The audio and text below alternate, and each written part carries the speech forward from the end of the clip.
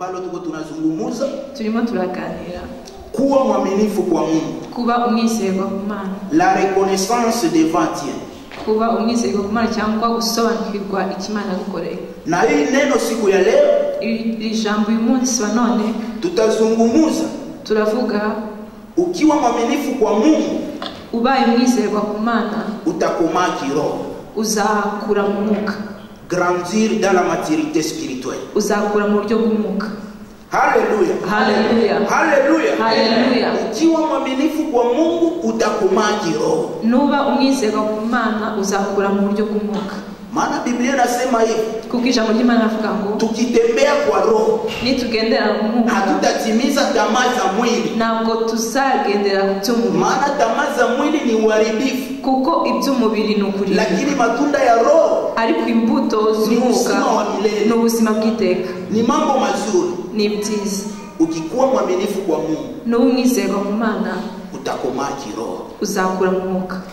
La reconnaissance devant Dieu gusobanukirwa t'amène à grandir dans la maturité kuba umwizerwa ku Imana bikuzanira gukura mu mwuka. Tunasoma neno la Mungu, turasoma ijambo ry'Imana, tunafungula kitabu cha Mezani, turatangira mu gitabo cyo mu Migani 17 mstari wa 13, umurongo wa 13.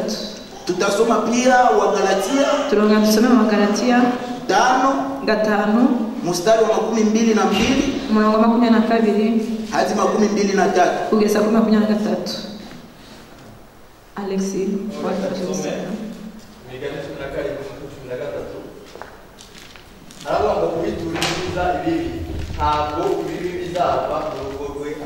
Amen, amen. Abagalatia 5:22-23.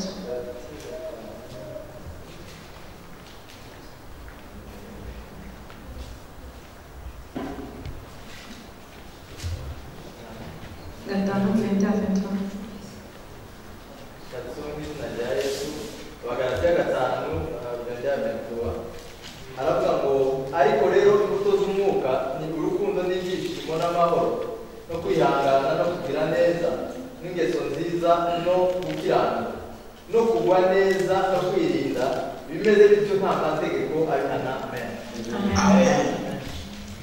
Jina la Bwana Yesu lipewe sifa. Izina rya Yesu lihabwe. Haleluya, haleluya. Ukikuwa mwaminifu kwa Mungu no umwizerwa ku Mana utakomaa kiroho, uzakura mu mwuka. Na mtu ambaye amekomaa kiroho, umuntu wakuze mu mwuka, ni mtu ambaye matunda ya Roho Mtakatifu itaonekana ndani ya maisha yake. Ni umuntu imbuto z'umwuka zigaragara mu buzima bwe. Na wakati matunda ya Roho Mtakatifu inaonekana ndani ya maisha yako, igihe imbuto z'umwuka zigaragara mu buzima bwawe, inaonesha ya kwamba igaragaza yuko hautatembea jinsi makaprise ya mwili wako inataka, bigaragaza yuko utazagendera mu buryo kamere yawe ishaka, utatembea jinsi Roho Mtakatifu anakuongoza, ahubwo uzagendera mu buryo umwuka wera akuyobora. Jina la Bwana libarikiwe. Izina ry'Imana. Haleluya, haleluya. Maana impamvu hatutaongozwa na matunda ya mwili, ntabwo tuzayoborwa n'imbuto za kamere, tutaongozwa na matunda ya Roho Mtakatifu, ahubwo tuzayoborwa n'imbuto z'umwuka wera. Maana kubera ko kimwili ikitawala kiroho, umwuka n'uganza umubiri uganza umwuka, hautajielewa, ntabwo uzisobanukirwa, utapoteza msimamo, uzatakaza umuhagararo wawe, na hautajua, ntabwo uzamenya, maana tayari kubera ko kimwili umubiri imetawala kiroho, yaganjije umwuka. Ila kiroho ikitawala kimwili, ariko umwuka n'uganza umubiri cyangwa kamere, kila wakati utajielewa unatembea namna gani, igihe cyose uzisobanukirwa umenya ati ndimo ndagenda nde. Maana ukitembea ukiachilia kimwili itawale kiroho, nureka kamere cyangwa umubiri ukaganza umwuka, kila utakachokifanya, ikintu cyose uzakora, kiwe kizuri, kibe cyiza, kiwe kibaya, kibe kibi, kwako itaonekana tu ni kawaida. Iwawe bizagaragara ko ari bisanzwe. Sababu gani? Kubera iki? Kimwili imetawala kiroho, kamere yategetse umwuka.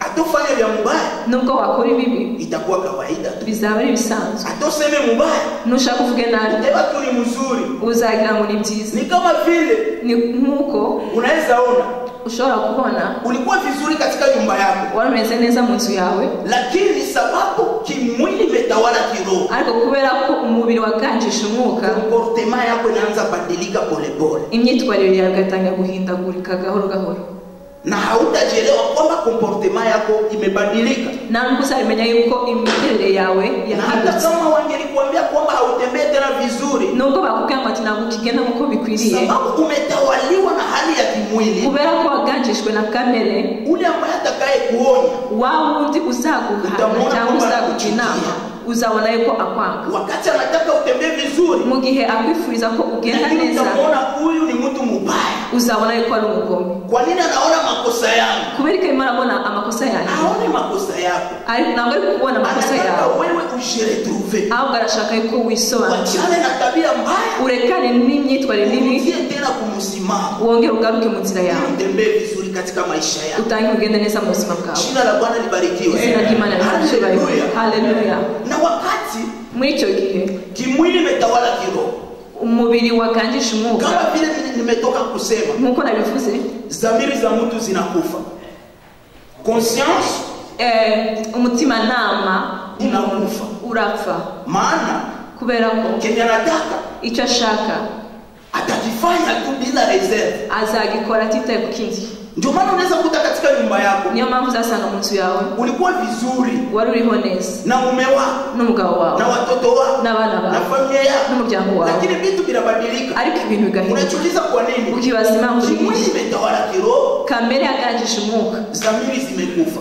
rero umutimanama urapfa. Mke wangu ulipika chakula mzuri, Umugore wanjye watetse neza, lakini ulisahau kuniletea maji ya kunywa. ariko wibage kunzana amazi yo kunywa. Anakuangalia, Akakwitegereza, anakuambia iko sawa, alishakukata miguu ba. bisa nkaho babuciye amaguru.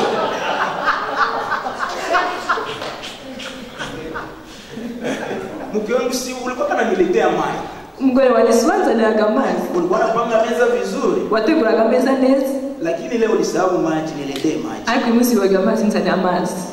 Anakuambia Akakubwira ya kale yamepita, ibyahise byarahise, yote yamekuwa mapya. byose byabaye bishya. Maana ndio mapya hii. Ibyo ngibyo nibyo bishya rero. Anakuangalia, Akakureba, niletee maji. nzanira ku mazi, Anakuambia akagusubiza. ukiendelea kunisemesha mimi Nukomeza kumbwira menshi, ndakuitia polisi. ndaguhamagara polisi. Kwa nini? Kubera iki? Ametawaliwa Yaganjijwe na tabia za kimwili, n'imyitwarire y'umubiri, hajue tena ntabwo akimenya yuko kuanzia aho na mwatangiye, kwenye munafika naho mugeze, na kwenye munaelekea. naho murimo murajya. Jina la Bwana libarikiwe. Izina ry'Imana rihabwe. Haleluya. Haleluya. Hakuna tena reserve. Nta byo kwireserva cyangwa Kila kitu kureba. kinaanza fanya Ikintu cyose atangira gukora kikuwe kizuri, kibe cyiza, kikuwe kibaya, kibe kibi, kwake anaona kama iwe ni sawa tu. abona ko ari byiza. Ametawaliwa na hali za kimwili. Yaganjijwe Uliko n'umubiri, kiroho itawali, kimwili imetawala, avuga ngo umwuka uganze umubiri wa na nawe, hapo hata jiretrouve tena. aho ngaho ntabwo azisobanukirwa. Jina la Bwana libarikiwe. Izina ry'Imana rihabwe icyubahiro. Biblia inasema Bibiliya iravuga ngo wakati mtu amekuwa mwaminifu kwa Mungu, igihe umuntu abaye umwizerwa ku Mana atakomaa kiroho, azakura mu mwuka. na wakati atakomaa kiroho, Igihe azakura mu mwuka, matunda ya Roho Mtakatifu imbuto z'umwuka wera itaonekana ndani ya maisha yake. zizagaragara mu buzima bwe. Jina la Bwana libarikiwe. Izina ry'Imana rihabwe Ndio maana icyubahiro. katika hii kitabu Niyo mpamvu muri iki gitabo ya Mezali tunatoka kusoma, mu migani twasomye, Biblia inasema ya kwamba Bibiliya iravuga ngo ule atakayerudisha mabaya kwa mema, uriya uzagansha cyangwa uzazana ikibi mu cyiza, mabaya haitaisha ndani ya nyumba yake. ikibi ntikizashira mu nzu yiwe. Haleluya. Haleluya.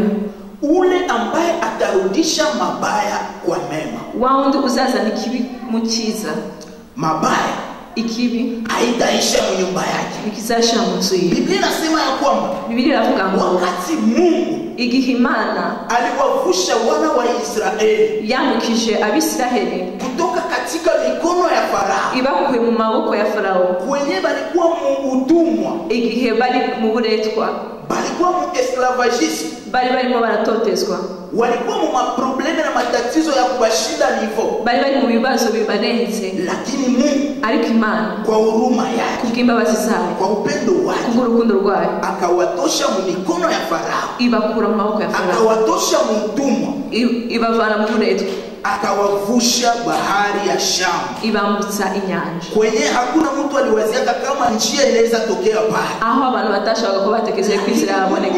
akakree njia, ariko Imana irema inzira jutu abaokoe, kugira ngo ibakize gusa. na wakati alimaliza baokoe, igihe amaze kubakiza, angalia reba reconnaissance gani walirudishia Mungu. niki basobanukiwe cyangwa niki bituye Imana. Wamoja bamwe wakaanza kuabudu sanamu, bagatangira kwivovota, wengine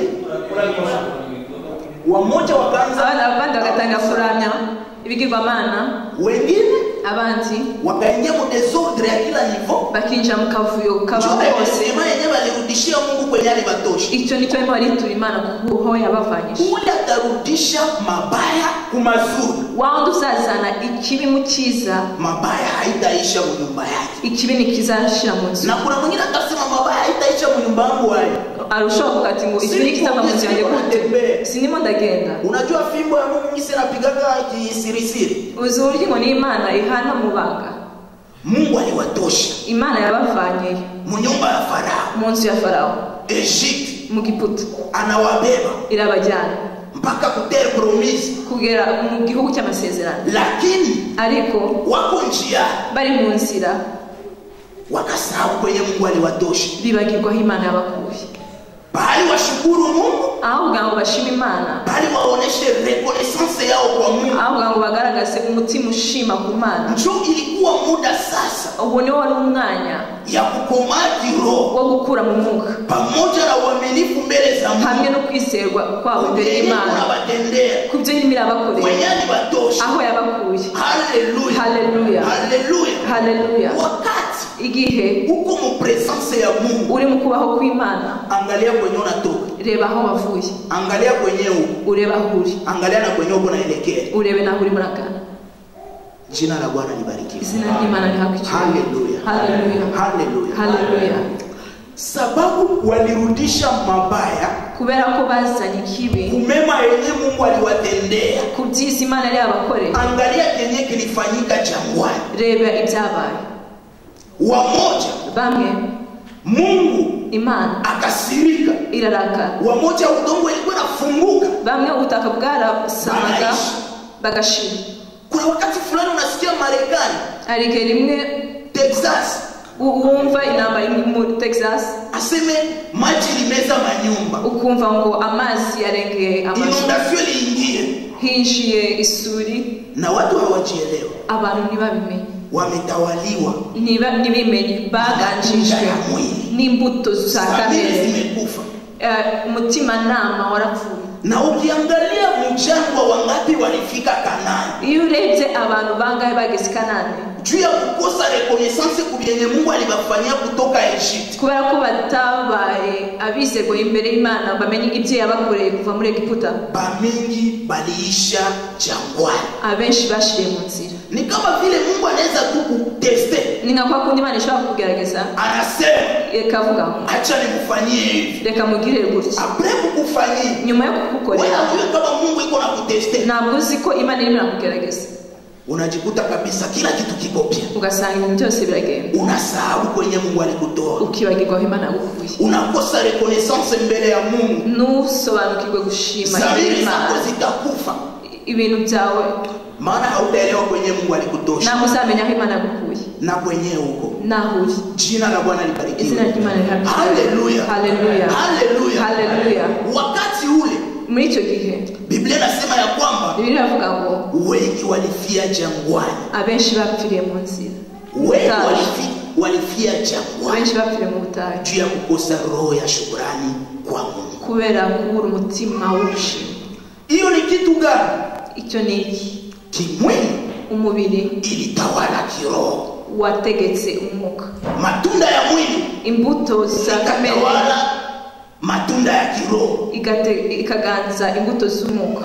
haukujielewa tena. Ntabwo wisobanukiwe kandi. Jina la Bwana libarikiwe. Izina ry'Imana rihabwe icyubahiro. Haleluya. Haleluya. Haleluya. Haleluya. Ukiangalia katika kitabu cha Samueli wa kwanza, iyo urebye mu gitabo cya Samueli wa mbere, Biblia inasema ya kwamba Biblia iravuga ngo ilikuwa wakati cyari igihe ambao Sauli alijua ya kwamba Daudi anataka kuwa mfalme. Sauli amenye yuko Daudi agiye kuba umwami. Biblia inasema ya kwamba Biblia iravuga ngo Sauli akaanza muwinda Daudi kusudi amuue. Sauli atangira gushaka uburyo yakwica Daudi. Ndugu yako akibarikiwa, mugenzi wawe nawe kiri kumugisha, ndugu yako akifanyikiwa, mugenzi wawe furahia baraka yake, nezerwa umugisha wiwe, na wewe kesho wafurahie baraka yako, kugira ngo nawe ejo bazanezerwa umugisha wawe. Jina la Bwana libarikiwe. Izina ry'Imana rihabwe icyubahiro. Haleluya. Haleluya. Ndugu yako akiinuliwa, mugenzi wawe nazamurwa, ndugu yako akibarikiwa, mugenzi wawe nahabwa umugisha, furahia kile Mungu alimtendea, nezerwa icyo Imana yamukoreye, na wewe kesho wafurahie kile kugira Mungu ngo nawe atakutendea. ejo bazanezerwa icyo Imana yamukoreye. Haleluya. Lakini wakati wote ariko igihe cyose ndugu yako akibarikiwa, mugenzi wawe agira umugisha, mugenzi wawe yazamurwa, unakuwa na roho ya chuki, ukagira umutima wo kumufuhira cyangwa kutanezezwa n'icyo abonye, Mungu atakusurprendre vibaya. Imana izagutungurira nabi. Haleluya. Haleluya. Haleluya. Haleluya. Biblia inasema Biblia iravuga ngo akamwinda Daudi kusudi amuue, ashaka uburyo yica Daudi, lakini ilifikia muda igihe cyarageze Mungu akamtia Sauli katika mikono ya Daudi. Imana ishira Sauli mu maboko ya Daudi. Daudi iko natembea pamoja na wasoda wake. Daudi arimo aragenda n'ingabo ziwe, wakamkuta Sauli analala anasinzia. Basanga Sauli aryamye asinziriye. Mkuki iko pale, araonga, na kisu iko pale, n'icyuma kiraonga, iko usingizi, arasinziriye.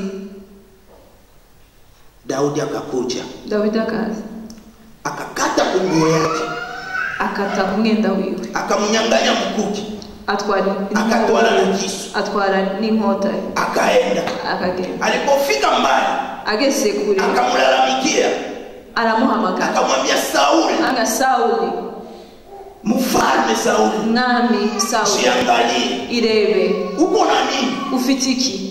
Akaangalia, aritegereza, hakuna mkuki, asanga hakuna kisu, na nguo alishaikata yiwe, ni mwenda we bawuciye. Ule ambaye alisikia vibaya juu ya baraka yako, wao undi wagutekereje nabi kwemisha yawe, wewe unamuombea mema, mugihe uri muramusengera amahoro cyangwa byiza, Imana izakomeza kuzamura imbere yiwe. Jina la Bwana libarikiwe. Jina la Imana lihabwe.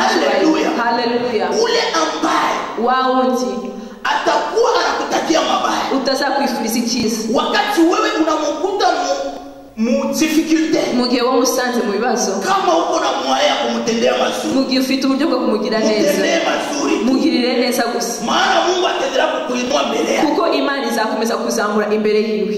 Biblia inasema, Biblia iravuga ngo Daudi akamwambia mfalme, Daudi aramubwira ati mwami, uishi, ubeho. Ingelikuwa kukuua kama nilikuua, iyo nza kuba ari kukwica nikuba nakwisha, lakini siwezi kukuua, ariko sinshobora kukwica, maana mwenye iko na uwezo ya kukuua, kubera ko nyiri ubushobozi bwo kukwica ni Imana. Na ndio maana niyo mpamvu mimi njyewe sikukuua, nakwisha.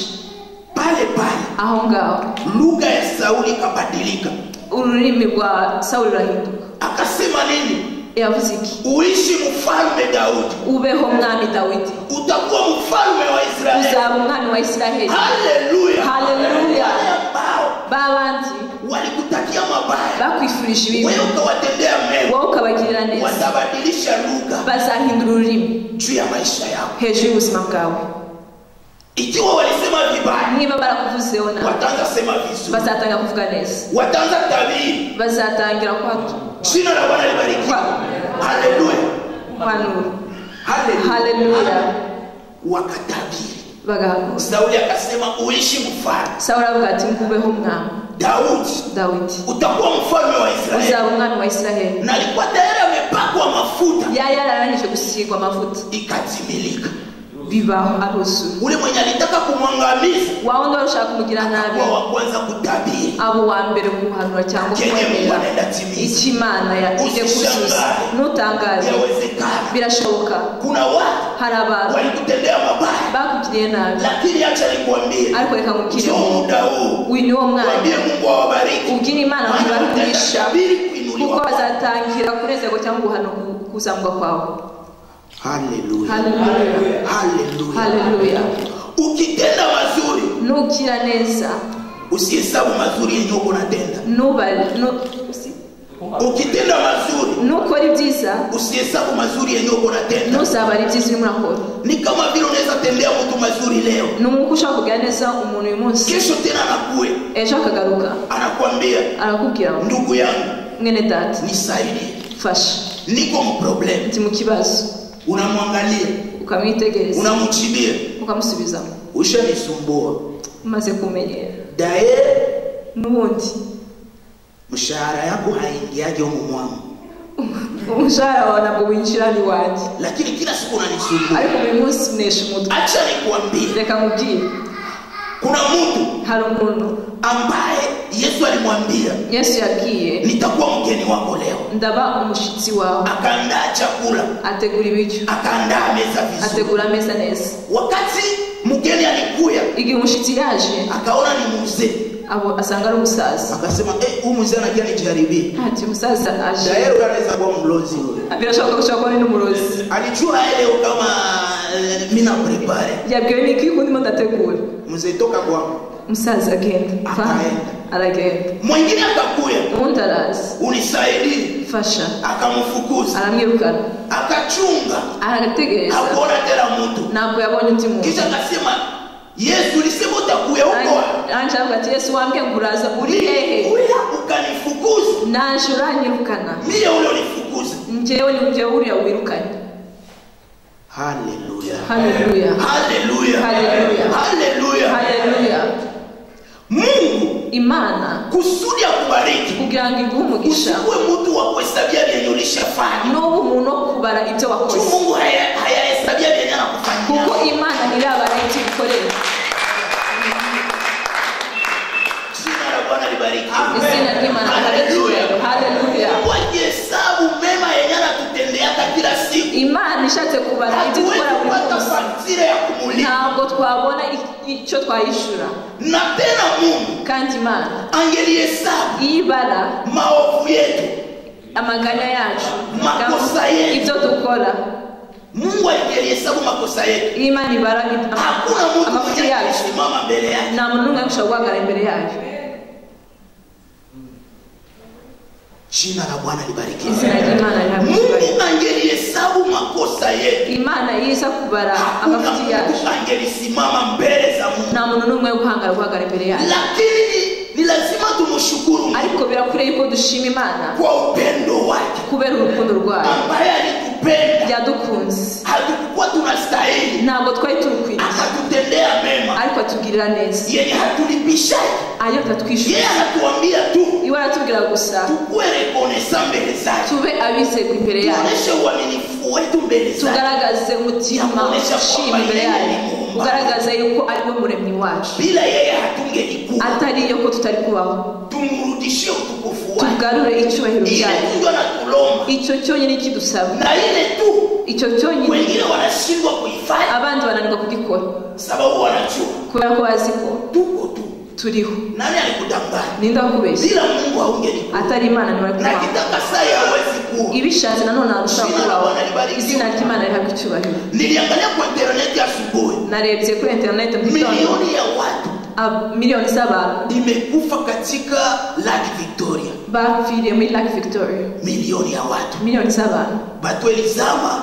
Abantu barumye. Hakuna mtu alitoka ndani. Na muntu n'umwe wafuye. Walikosea Mungu ni niki bakoreye hakuna ntacyo, lakini muda ilifika. Ariko igihe cyakije, kama wewe ungali mzima, nini usioneshe reconnaissance yako mbele za Mungu? Kubera ko udashobora kugaragaza ukwiseva bwawe imbere y'Imana. Jina la Bwana libariki. Izina ry'Imana rihakije. Haleluya. Haleluya. Haleluya. Haleluya. Mungu Imana anayetutendea mema itugirira neza mema yenye tunamrudishia ibyiza tuyigarurira sio kumwambia tu Mungu asante ntabwo ari kumubwira gusa Mana yakoze yenye tunamrudishia ibyiza tuyigarurira wakati unakuta ndugu yako iko mu problem nigi usanga mugenzi wawe ikibazo kuresoudre ile problem kandi ushoboye ko washobora gukemura icyo kibazo ukagisubiza reconnaissance kwa Mungu aho ngaho ni muho uri muragarurira Mungu hata kwizera kwawe Imana bizamanuka mu ijuru alete pesa akupatia izana amafaranga iguheze inabidi Mungu apitie mtu fulani birakwiriye ko Imana inyura mu muntu runaka kugira ngo akemure icyo kibazo cyawe ile pesa yenyewe ulikuwa nayo problem ubone amafaranga yo mushaka usifikire Mungu atashuka mbinguni nibibwire ko Imana izamanuka mu ijuru niye huyu Mungu ize ngo ati njyewe Imana nisikia maombi yako numvishe gusenga kwawe makuta hii ngaya amafaranga makuta kichomoka pale hautaikimbia amafaranga aturutse aho ngaho ntabwo wakwiruka ntabwo wavuga ko ari uburozi na jambo la kushangaza n'igitangaje sijui kwa nini watu wengi sinzi impamvu abantu benshi wanaogopa shetani batinya Satani kuliko kuogopa Mungu kuruta gutinya Imana. Amen. Haleluya. Haleluya. Watu wengi abantu benshi wanaogopa shetani batinya Satani kuliko kuogopa Mungu. aho kugira ngo batinye Imana. Reka ngubwire kitu gani niki kinatuma shetani anapiga watoto wa Mungu vita? gituma Satani atera abana Shetani aliumbwa kama vile malaika. Satani yaremwe nka malaika, lakini sie tuliumbwa kwa mfano wa Mungu. ariko twebwe twaremwe mu ishusho y'Imana. Haleluya. Haleluya. Tumeumbwa kwa mfano wa Mungu. Twaremwe mu ishusho y'Imana. Yani sisi tunafanana na Mungu. Twebwe dusa n'Imana. Lakini hatuko wa Mungu. Ariko nabo turi Imana. Mungu aliyetuumba. Hari Imana yaturemye. Sisi tunafanana. Iyo dusa nayo. Lakini shetani ni kiumbe. Ariko Satani ni ikiremwa cyaremwe n'Imana. Kwa nini unaogopa kiumbe? Kubera kutinya ikiremwa kuliko kuogopa Mungu. Kuruta kuwatinya Imana. Haleluya. Haleluya. Haleluya. Haleluya. Wakati ngihe umeonesha uaminifu wako kwa Mungu, wagaragaje ubizero imbere y'Imana, ya Roho Mtakatifu, imbuto z'umwuka wera yataonekana ndani ya maisha yako, zizagaragara mu buzima bwawe. Muri wowe mutakuwa roho ya upole, hazabaho umwuka w'ubwitonzi. ndani mwako muri wowe mutakuwa roho ya furaha, hazaba umwuka w'ibyishimo. ndani mwako mutakuwa roho ya uvumilivu, hazabaho umwuka wo kwihangana. ndani mwako muri wowe mutakuwa roho ya kiasi, hazabaho umwuka wa kiasi. Kiasi yani ni mtu mwenye haongeongee, ni mtu mwenye anakontrole langage yake, hazaba umuntu umenya ibyo avuga. Haleluya. Merci. Haleluya. Amen. Unajua watu wengi abantu benshi katika maisha yao mu buzima bwabo hawakontrole langage yao, ntabwo bazi kugenzura cyangwa kumenya uko bavuga. N'abantu akiinuliwa na Mungu, azamuwe n'Imana, anaona watu wengine ni bunyengelele mbele yake, akabona ko abandi ari utuntu duto imbere yabo. Bwana Yesu atusamehe sana. Imana tubabarire. Haleluya. Amen. Langage inabadilika, imvugo igahinduka. Hata kama alikuwa mpole, nubwo yari umwitonzi, anaanza kuwa mtu wa kusema mbaya, agatanga kuba umuntu uvuga nabi gusa. Ukimwambia mzuri anakuchibia mbaya, wamubwira neza akagusubiza nabi, ukimwambia na upole anakuchibia mbaya, wamubwira n'umwitonzi akakubwira nabi. Bwana Yesu atusamehe sana. Imana tubabarire cyane. Haleluya. Amen. Haleluya. Haleluya. Kumbuka Yusufu, wibuke Yosefu, wakati wa ndugu zake walimuhusisha, igihe bagenzi be bamugurishije, wa ndugu yake abavukanyi wa mu nyumba yake bo mu nzu ye walimuhusisha, niyo bamugurishije, hapana wajirani, ntabwo ari abaturanyi, lakini walijua kama setu inaishia pale. ibo bibwiraga ko birangirira aho ngaho. Kumbe ilikuwa njia ya kuinuliwa, burya yari inzira yo kuzamurwa. Lakini wakati aliinuliwa, igihe yazamuwe, wale wa ndugu zake bavukanye be wenye walimufanyia vile bamugiriye nabi, hakuwahukumu. ntabwo yabihakanye. Usitake kuhukumu watu, ntushake kwihakana abantu. Mtu akikufanyia mubaya usimuhukumu. Umuntu nakubwira nabi n'umwana cyangwa umwana, ukifanyia mtu mazuri anakurudishia mabaya usimuhukumu. umuntu nakubwira neza, unugira neza umuntu akakubwira nabi, ntuzamugire nabi, ntuzamucire urubanza. Mungu atachirokipe naye, Imana izabyitaho. Haleluya. Haleluya.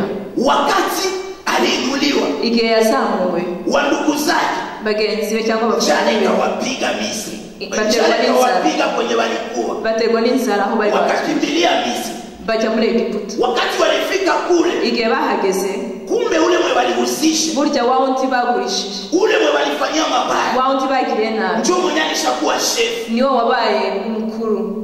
Katika maisha yetu mu buzima bwawe tujifunze kutenda mu buzima bwacu, twige kugira neza, maana mema tunayoyafanya kuko ibyiza dukora hatujue kwenye tutayavuna kesho. ntabwo tuzaho tuzasarura. Haleluya. Amen. Kuna mtu unaweza tendea mema mabaya leo, umuntu ushaka kugira nabi uyu munsi, kesho utafika fast, ejo hazagera unakuta yenjo iko pale juu ya kukurendre service, usange niwo wa muntu wakagombye kugufasha. Utafanya nini? Uzakora iki? Utafichika sura, uzihisha mu maso, utarudia, uzasubira inyuma, utafanya nini? Uzakora iki? Jifunze kutenda mema, ikaubwira neza, na kila mwenye unatendea mema nugira neza wewe, usiwazina atakurudishia mema. Nuzategeze ko azakwishura. Kuna wakati unaweza kufanya mema, hari gishobora kugira neza, Mungu anakurudishia mema mabaya, umuntu akakwitura nabi, unasema ndio basi sitafanya tena. Kwa hiyo ati sinzongera kugira neza, nilimfanyia mema na nirudishia mabaya, namugire neza akakwitura nabi, sinzongera kugira neza. Mungu anasema naye hatafanya mema tena juu yako. Imani ifite naye nagusoga kugira neza mu buzima bwawe. Haleluya. Haleluya. Jina la Bwana libarikiwe. Izina la Bwana libarikiwe. Mema yenye unafanya leo, ibyiza urimo urakora uyu munsi, utaivuna kesho. Uzayisarura ejo. Na kama wewe uivune, nimba utayisarura, watoto wako wataivuna. Urubyaro rwawe cyangwa abana bazayisarura. Haleluya. Haleluya. Haleluya. Haleluya. Kuna wakati hari igihe watoto wako wanaweza enda nafasi fulani, abana bashaka kujya ahantu wanakutana na watu, bagahura n'abantu, wanasema bakavuga mema yenye baba yako alinifanyiaka, ibyiza papa wawe yangize, siwezi ona kwenye unakosa solution ya yenye uko unatafuta. sinshobora kubona ahantu ushobora kubura igisubizo cy'ibyo ukora. Kusudi mtoto wako apate solution, Imana ikamunyura kugira ngo umwana abone igisubizo. Haleluya. Haleluya.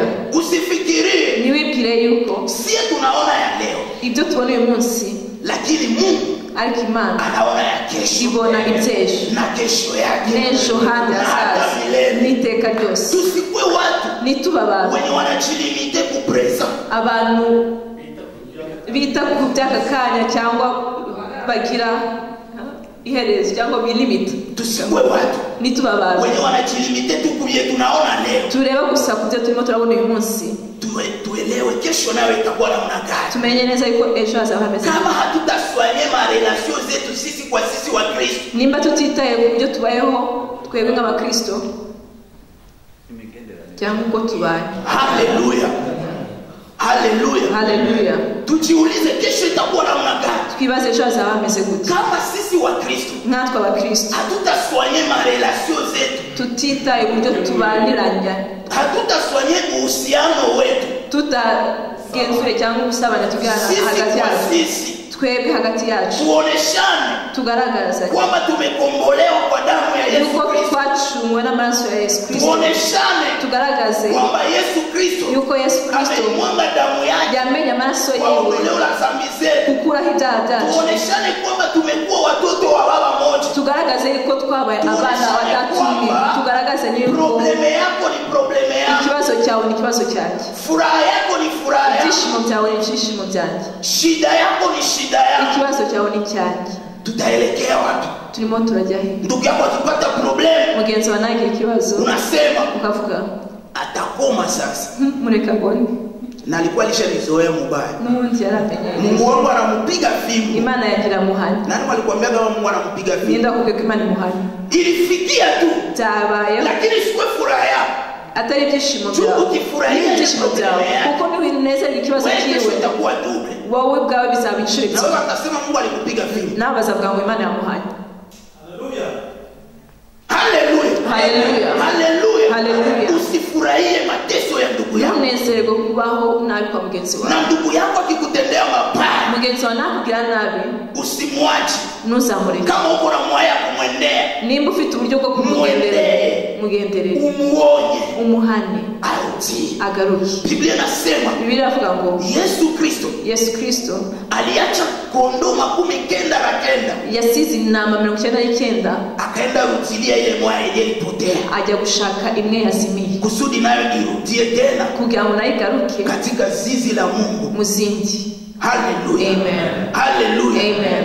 Ndugu yako mugenzi wawe anapatwa na shida, ahuye n'ikibazo, ntacyo bikubwiye, haufikirie ntiwibitekereje, ndugu yangu iko namna gani, mugenzi wanjye ameze gute, mbona ndugu yetu aonekana ko mugenzi wanjye ataboneka, akitaka akitaka aje aze cyangwa ntaze, tutasonga mbele tu, twebwe gusa turakomeza. Nani alikudanganya? Ndakubeshyeko njoo upendo wa Kristo hii, ubwo niko urukundo rwa Kristo? Hapana, oya, icho muda iki nicyo gihe ya kuonesha uaminifu wetu kwa Mungu, cyo kugaragaza kwizerwa ku Mana yacu, ari naho tuzakura. Wakati tunakomaa kiroho, igihe dukuze mu matunda ya Roho Mtakatifu itafanya kazi ndani ya maisha yetu, imbuto z'Umwuka Wera zizakora kazi mu buzima bwacu, tuzaba mu buzima bw'urukundo. Kila mtu atafikiria hali ya ndugu yake, buri muntu wese azatekereza ku ndugu yako akipata problem utamwasiste, wawe nagira ikibazo uzamusanga, ndugu yako akipata furaha utamwasiste, mugenzi wawe nagira ishimo, ndugu yako kama hakuonekana utafikiria kwa nini hakuonekana, mugenzi wawe nataboneka uzibaza impamvu ataboneka. Inasema ya kwamba Biblia inavuga ngo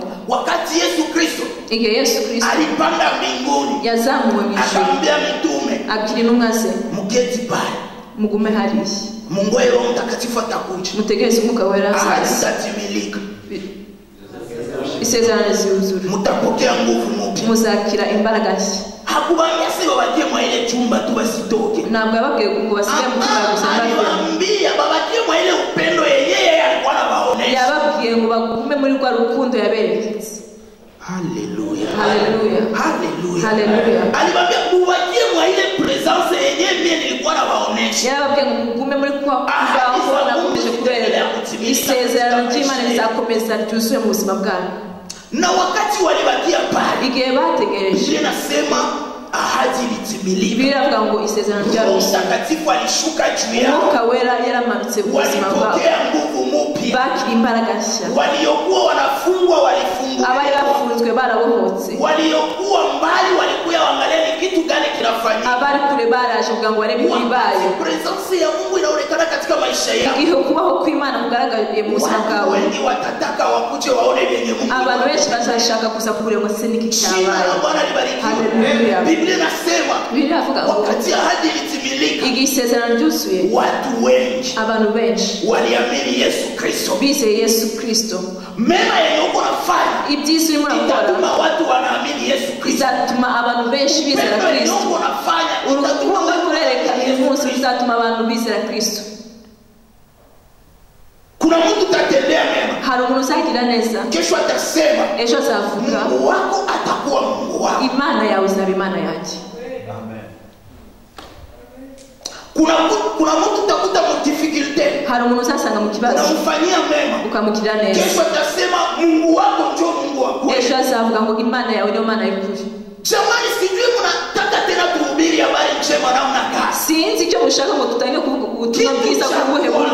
Ikintu cya mbere, tuishi katika presence ya Mungu, tubeho mu kubaho kw'Imana. Kitu cha pili, icya kabiri, tutakiane mema, twifurizanye ibyiza. Kitu cha tatu, icya gatatu, tuishi katika upendo wa Yesu, tubeho mu rukundo rwa Kristo. Icya kane, tushikamane, dufatane. Na wakati tunapoomba Mungu, igihe turimo turasenga Imana, ntituzibagirwe gusengerana. Kanisa la Power of Prayer Church, itorero rya Power of Prayer Church, usahujue jina mzuri, ni nkaho mutazi izina neza.